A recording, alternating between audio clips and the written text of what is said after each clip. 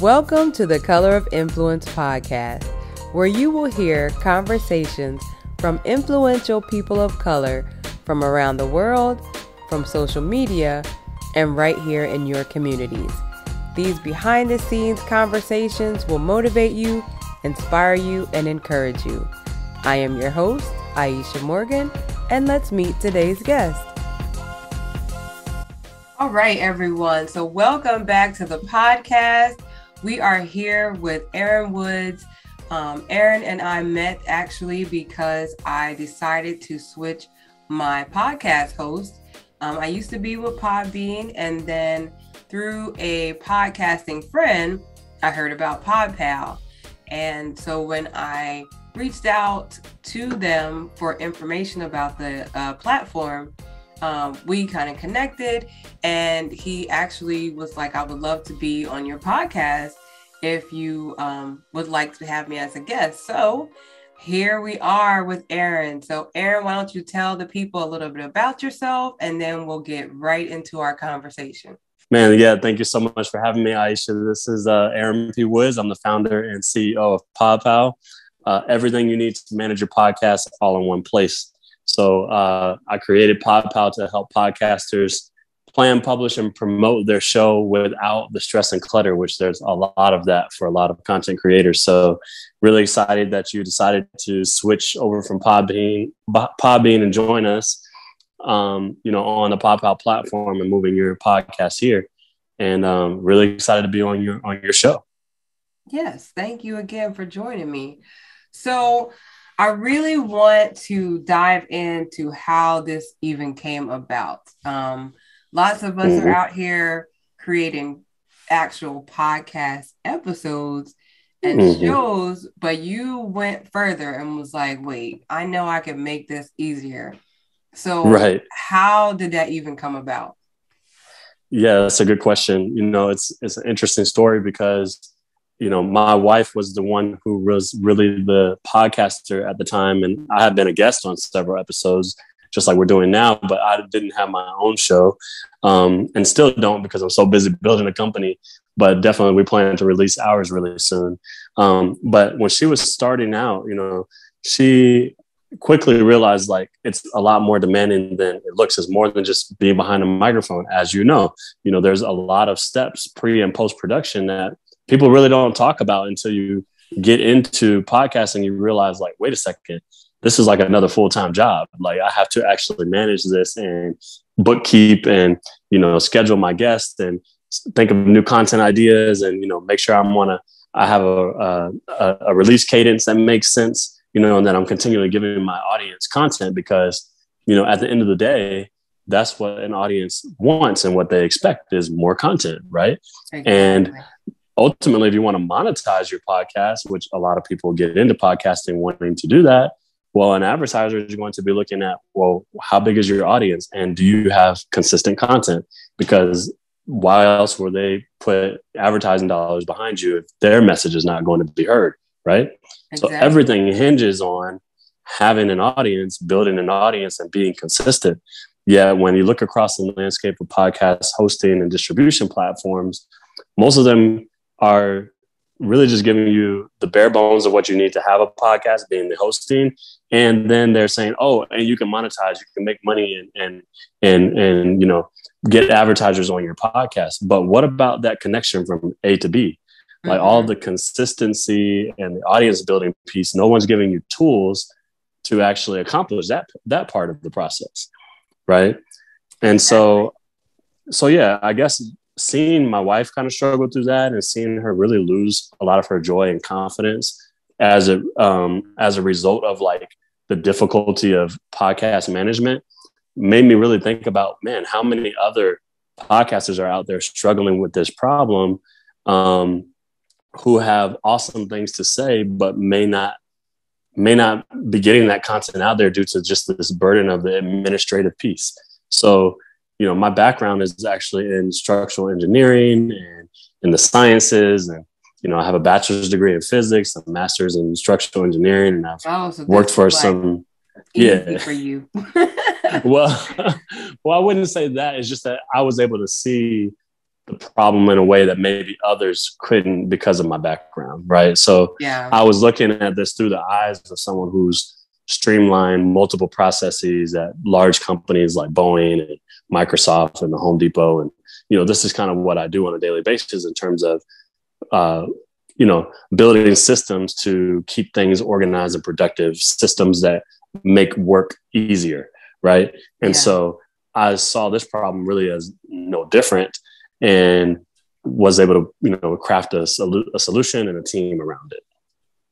So how did you get started? Like, what was your first step in doing this? Like, because I'm not tech savvy when it comes to the back part of it, like the coding and all that. Is that like the first step? Like, you have to create codes and figure out what you wanted to do, or? Yeah, that was a whole learning process for me too, because, my background's not in computer science. I have solved a lot of technical, challenging technical problems, but they weren't necessarily, they didn't involve, having to code, any type of software. And so I had to learn what that process was like. But ultimately, when I started picking up books like, some of the things that have influenced and inspired me in the space are several books around agile, what they call agile product management. Okay. And so I learned of this because I was living in Seattle when I came up with this idea, and that's a big tech town.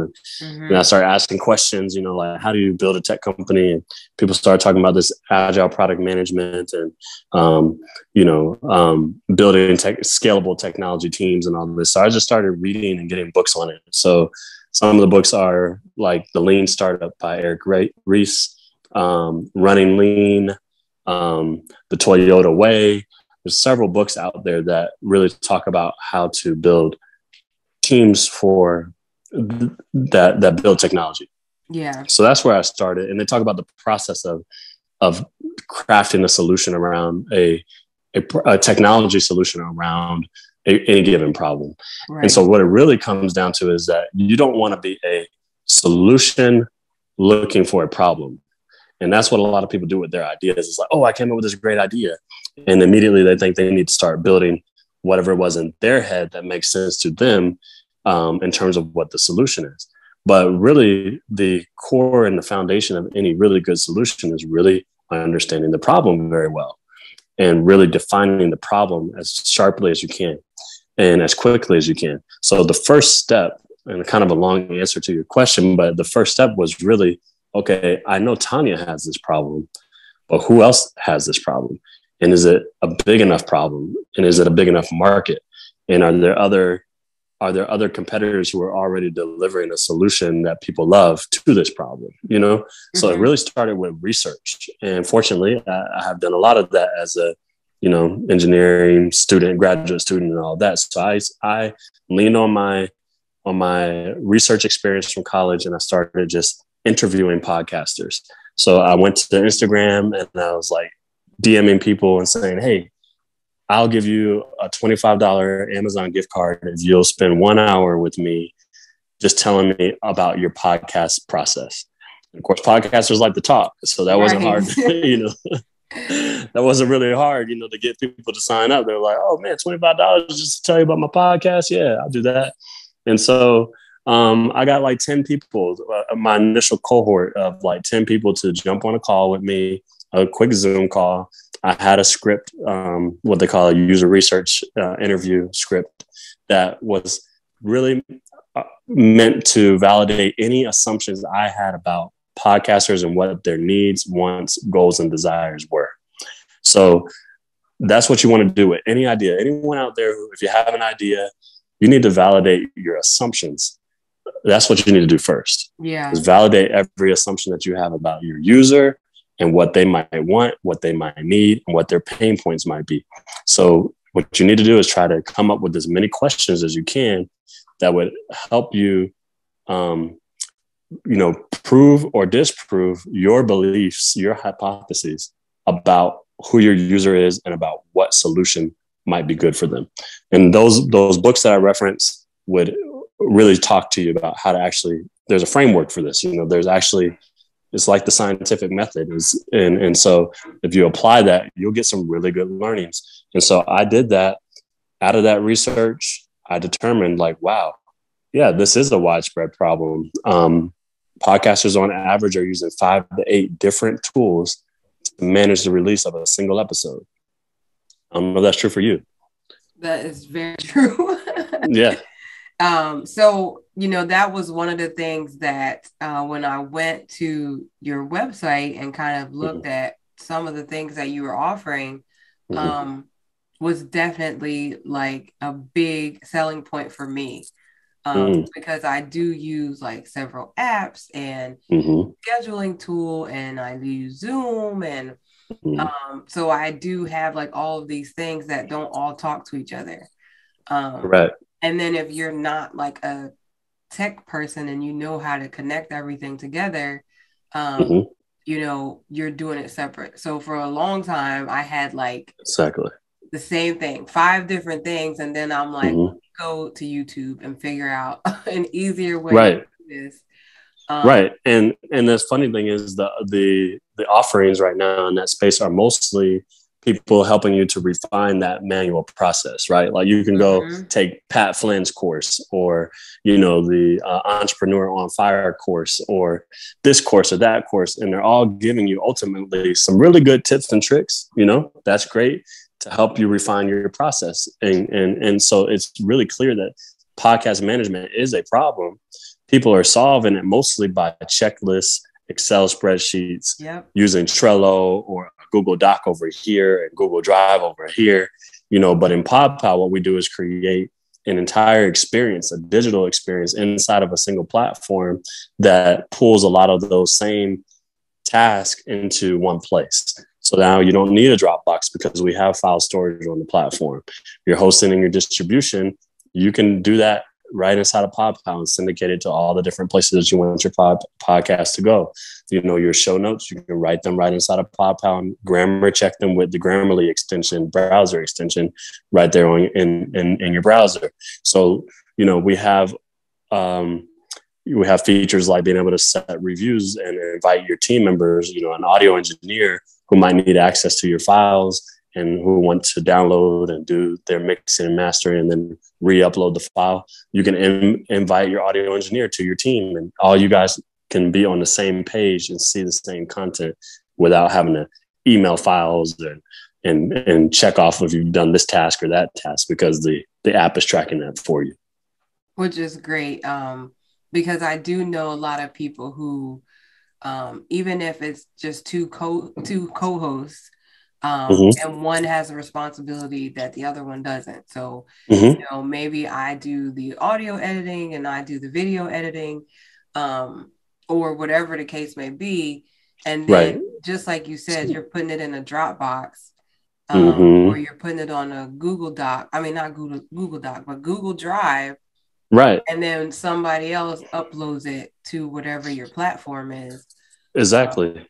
And then you got to keep track of your, revision history, all the configuration control that comes with any type of file management system. So, we do that inside the app. When you attach a file to an episode, it's clearly there. It's clearly attached. If somebody wants to replace it, we have a replacement process, and it allows you to keep your file either in your storage or delete and overwrite that file with the new one. So we handle all that configuration and control right in the app. So you don't have to worry about like, is this the latest, that type of stuff. So when you first, after you did your research, when did you like actually start working on the site? So the process, typical kind of framework, that is laid out in a lot of these books and methods is nothing that I created, but the framework that I follow starts with discovery. And then you have what they call like a divergence period, where you're exploring kind of all possible solutions. And then you have like a convergence where you're converging on what they call like sort of the ideal or most ideal solution. And so the way that you go from that all possible sort of convergence to diverging onto something that would work for people is you continue through prototyping and you testing with your users. So those same people that I did the initial interview with, I then created a high fidelity prototype. So it wasn't actual working software, but it looked enough like it and felt enough like it for people to get the gist of what that platform might be like, right? Okay. And I went back to those same people and said, hey, can I now spend another hour with you and have you test this prototype and tell me what your thoughts and feelings are? There was another round of sort of conversations with those 10 individuals. And that's where I was able to get insights on, like, no, I like this, or I don't like this. Oh, I wish I had this. Really good question that you ask in these user interviews is, if you had a magic wand and you could create any feature inside of Podpal, what would it be?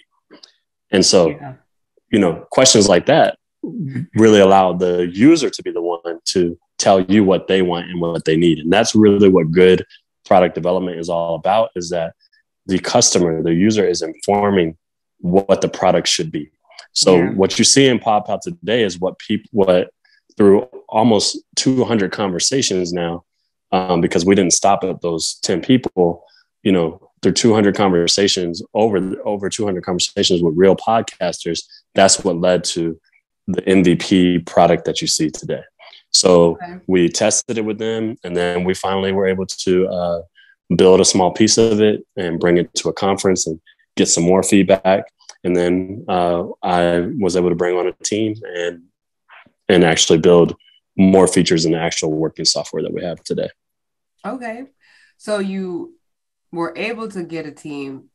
Was that because of like crowdfunding, or did you get like some type of grants, or like how did that go about? Are they volunteering? No, not volunteering. So I believe that everybody should be paid, and part of being an entrepreneur for me is creating job opportunities and creating a place where other people can find and receive value. And so basically, typically how this happens is you do like a friends and family round of funding, or maybe get an angel round of funding from some angel investors.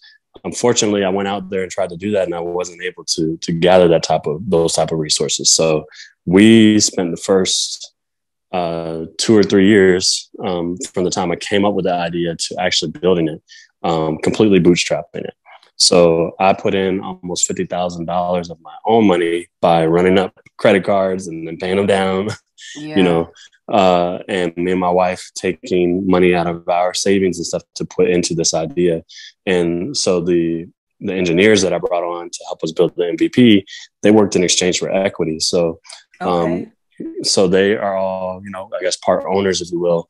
And I really consider them my first investors into the company because they invested their time in exchange for equity. So what I did, instead of raising capital, financial capital, I decided to raise sort of a human round of capital. And typically the way it goes in financing rounds for startups, usually raise enough money to last you 12 to 18 months in exchange for around 10 to 20% equity. Okay. So instead of doing a deal like that with an investor, I kind of did a deal similar to that with the people who came on board. And so that's how we were able to get the employees that we needed to build, and the talent that we needed rather to build the working software without any money at all, which did lead to us getting some grants from some really awesome companies, which I can tell you about that too. Okay. So you said you did get grants eventually. Yeah, we did later. So we got all the way to our MVP launch, as well as our first 200 or 300 users without raising any money at all. Okay. And then me telling that story to people like Google for Startups and Hennessy and Target, all of them have awarded us with non-dilutive grants or funding in exchange for being in their accelerator programs. So, Got it. Okay. I was one of 50 Black founders selected for the Google for Startups Black Founders Fund. Received a $100,000 grant from Google. Was one of 12 Black founders selected by Hennessy for their Never Stop, Never Settle Society, and that was a $50,000 grant. And then also competed on live TV on Revolt TV. Yes. Revolt and Target put on a series called Bet on Black, and Mm-hmm.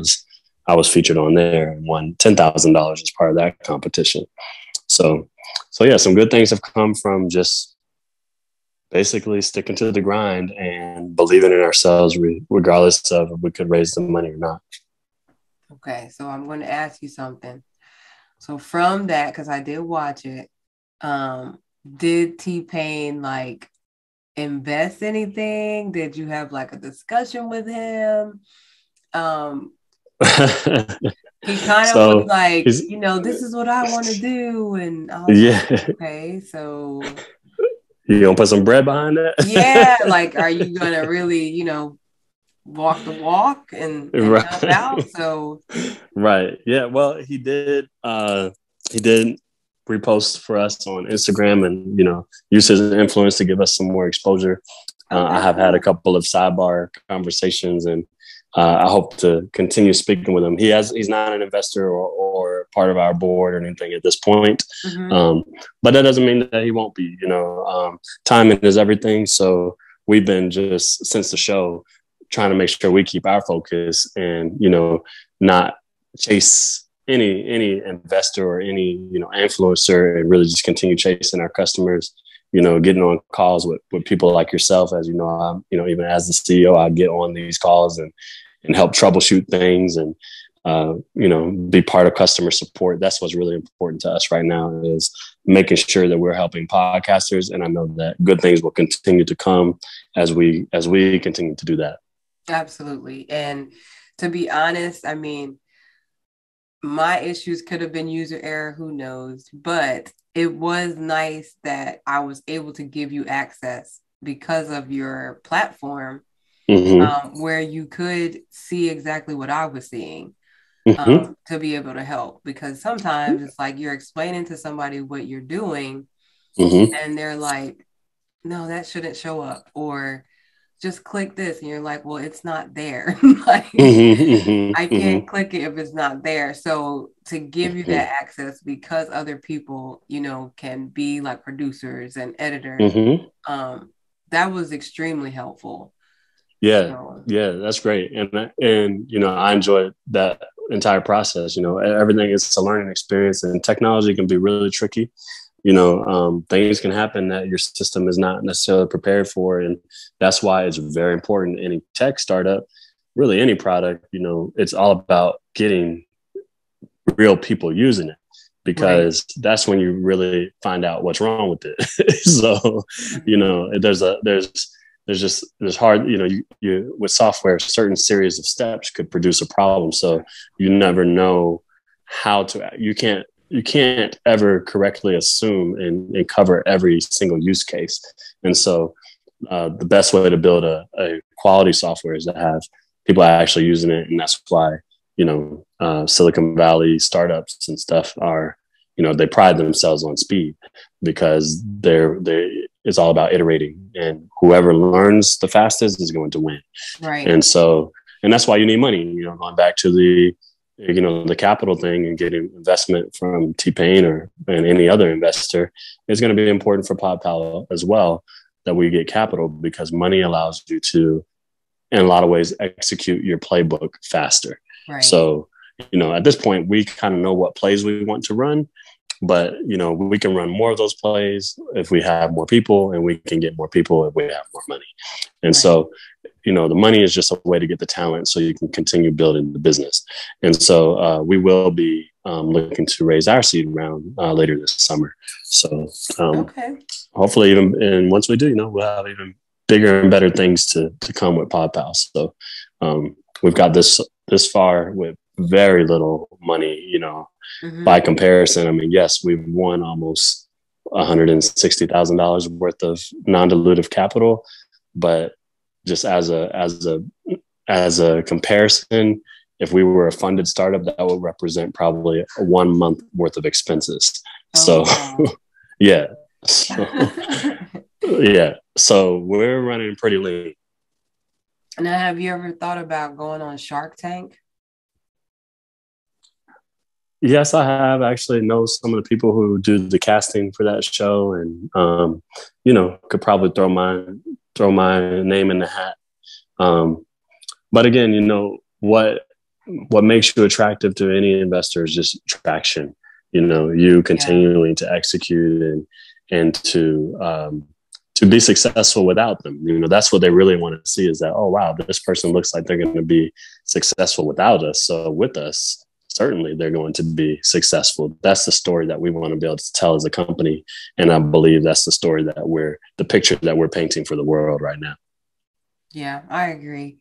And, we're talking about all the back end of how the process started, but can you tell us some of the features that people can look forward to that are different from other hosts? Sure. Yeah. So like I said, your typical host is going to have basically enable you with what I would call the commodity technology of having a podcast, and that is your RSS feed and your analytics. We're working on analytics. That's a feature that we're working on right now. But what we wanted to do initially was focus on the podcast management type planning, episode planning features. So when you come into Podpal, you'll be greeted by, first of all, really beautiful dashboard, modern, clean, white space, free to think type of space. We like to say it should feel like you just walked into a brand new, like mid-century modern home when you come into Podpal. And that's really important because, as a creative, it's important to feel stress and clutter free. And so we spent a lot of time on our UI to make sure that users felt like they had a sense of that they were grounded, that their feet were on the ground, that they were gonna have a chance of being successful. It's like, okay, wow, I can breathe now, and that's what we want people to feel when they come into the app. And when you go to your episodes page, you'll see that every time you create an episode, an episode card is created.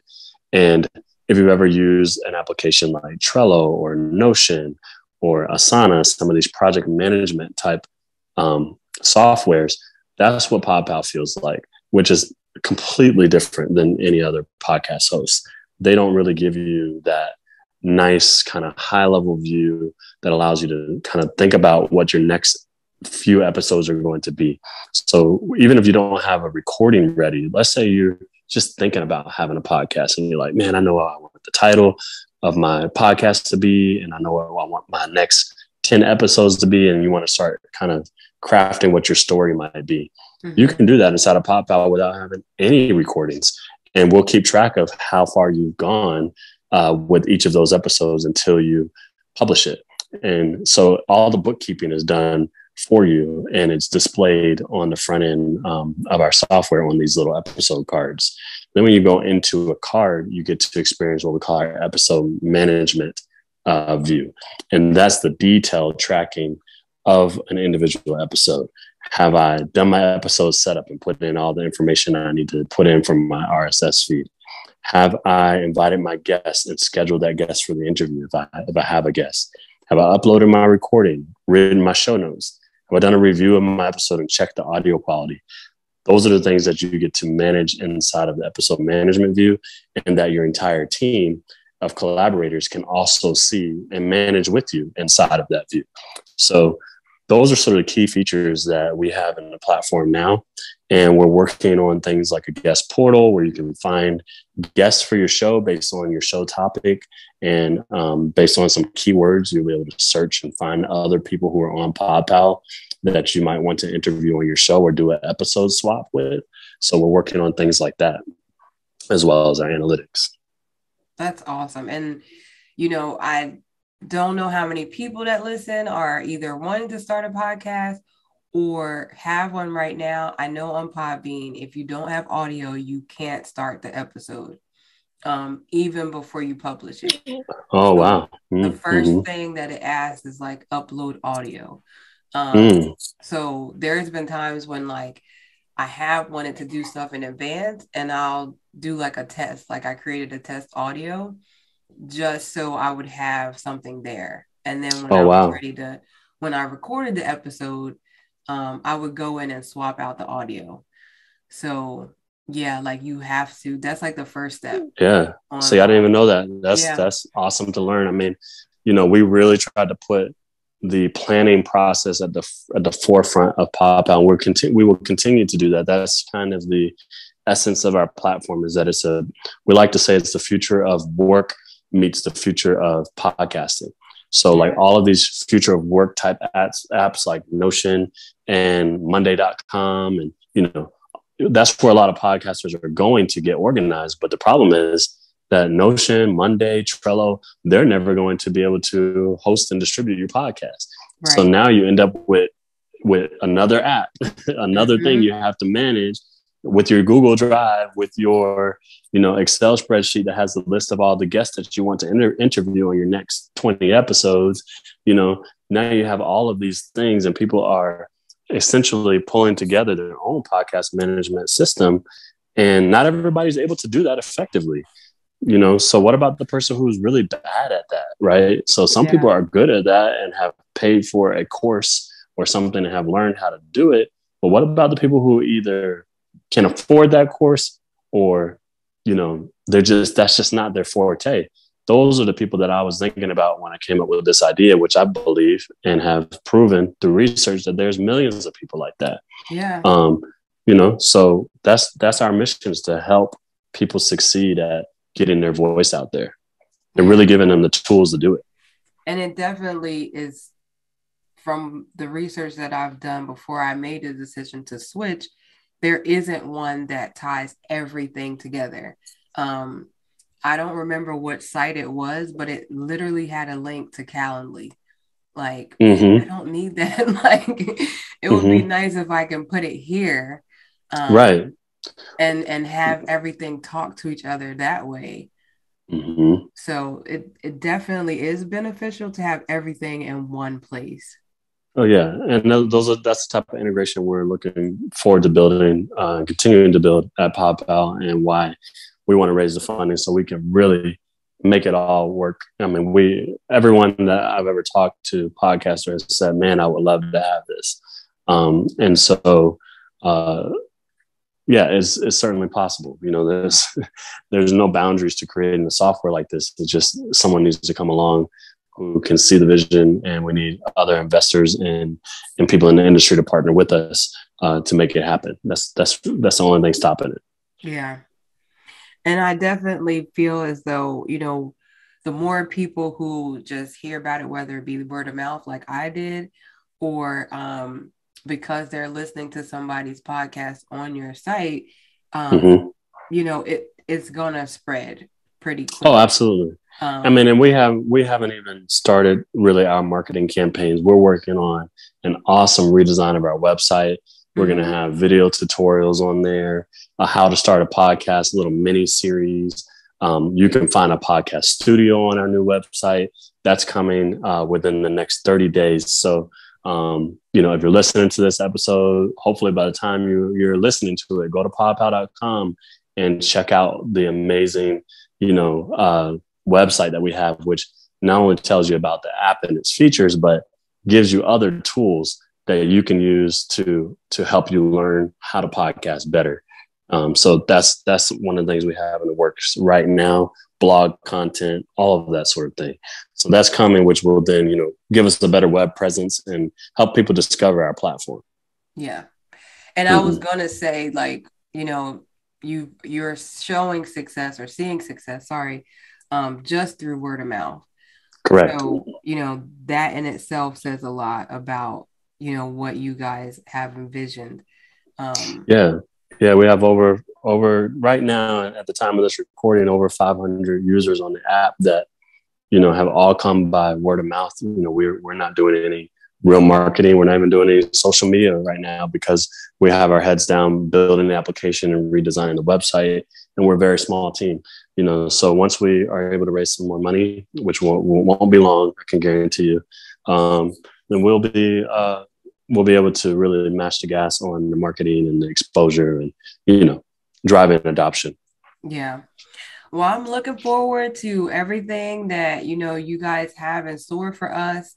I have, I know this may sound weird for some people, but the process of editing my podcast and posting everything together has decreased. Wow. Yeah, because, I'm able to kind of do everything like on the site, and I'm not like that editing feature, because they don't do spell check on some sites. Right. So I write everything in Word to make sure that it's correct. And, then I copied it over previously. And then because, I haven't done it yet because I'm just behind, but when I would do it on Podbean, like I said, I had to put in like a test audio first to even set up my episode. So, that part I'm looking forward to, because a lot of my stuff is recorded, it's just not edited. So I know the sequence. I just have to edit the actual audio part. So. Right. Yep.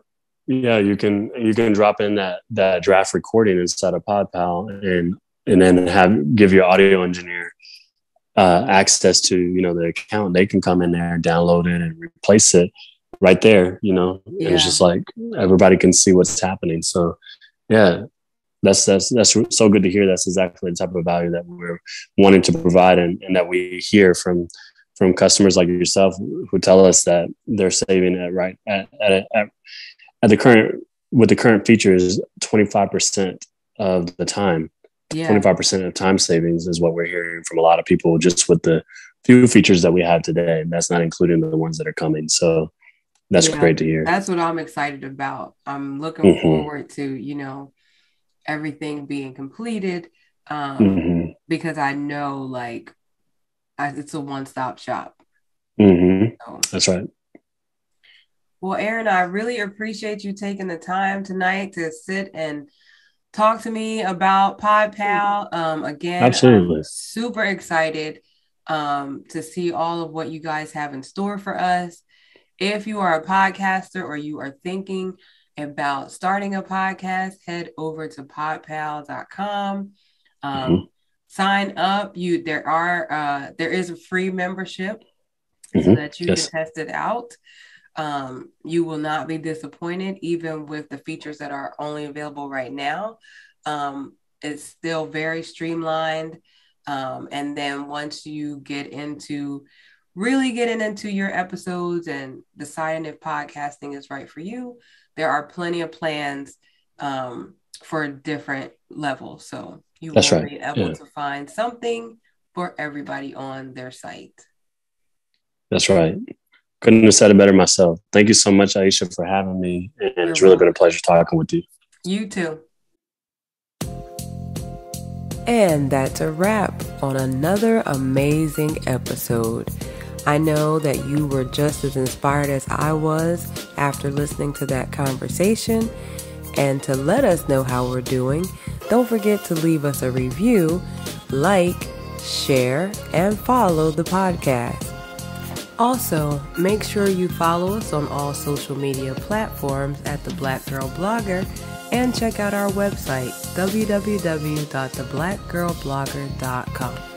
And the most important step, make sure you share the podcast with someone you know and tell them to share it with someone they know. And if you know someone who has an amazing story to tell, or if you yourself would love to tell your story, leave us a message on our website or any of our social media platforms so we can reach out to you and have you on the podcast. Until next time, peace out.